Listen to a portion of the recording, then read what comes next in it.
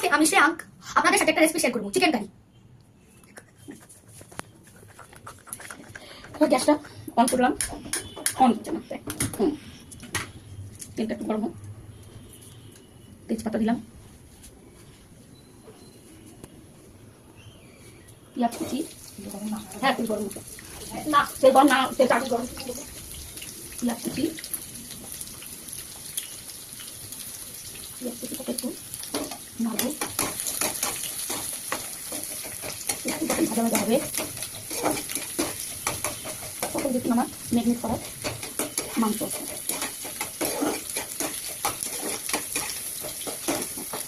ভালো হলে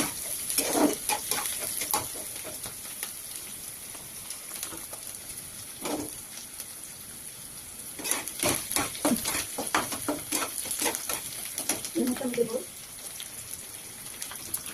রসুন আদা পেঁয়াজ, রসুন আদা পেঁয়াজ পাওয়া যায় দেখুন, যে যেরকম খায় সেই রসুন আদাকে দেবে,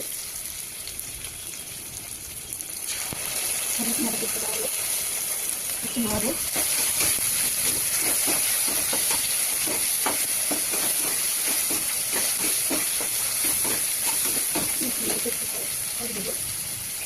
হলুদ দেবো, হলুদের পর চাল দিলাম, দেবো সামান্য একটু ধনিয়া দিয়ে, তারপর দিয়ে যেরকম ঝাল হয় খুব ভালো করে, মানে আপনার পাখানি বুঝে একটু হয় খারাপটা, যে যেরকম ঝাল করে সেই বুঝে লঙ্কা দিয়েটা গ্যাস হয়ে যাবে। আমার বাড়িতে ছোটো বাচ্চা ছেলে তো আমি বেশি ঝাল দিতে পারি না,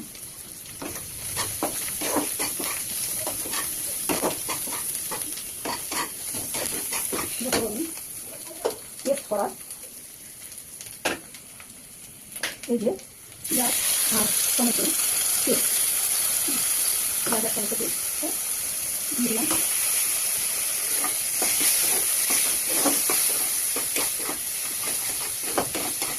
ভালো করে কষাতে হবে, এটা কাশ্মীরি লঙ্কার গুঁড়োটা দেবো,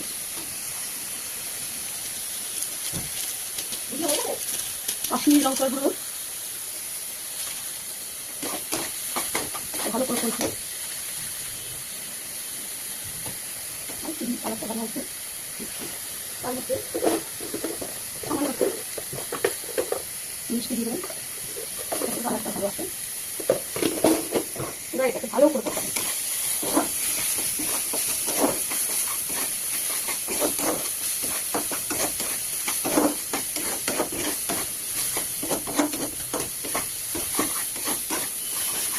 কষাবেন তত গন্ধ কষাতে হবে আর কালারটা ভালো আসবে।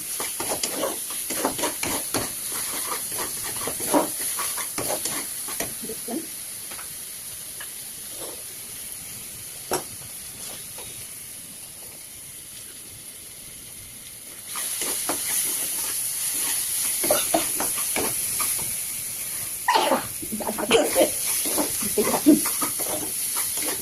এই যে ম্যাগনেট করা মাংসটা আমি ফ্রাই করতে দিতে থাকি,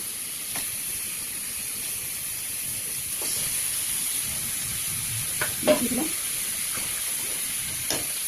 গরম মশলা ভালো করে কষা মিশিয়ে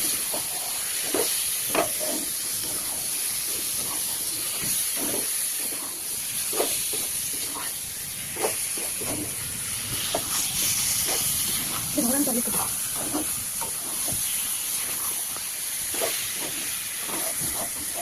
আজটাকে একটু আস্তে করে ভালো করে কষাবেন, তারপরে একটু দেবেন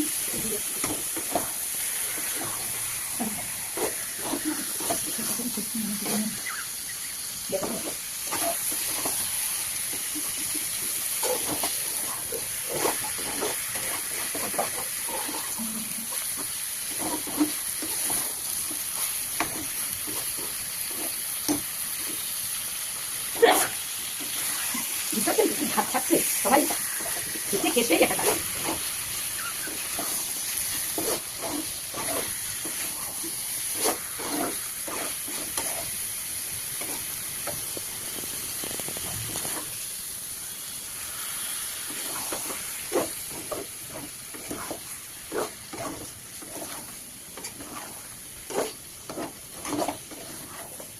জল দিলাম এর মধ্যে, যাতে এই মশলাটা পুড়ে না যায়।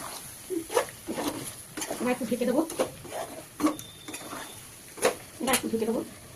5 মিনিট পরে খুলবো।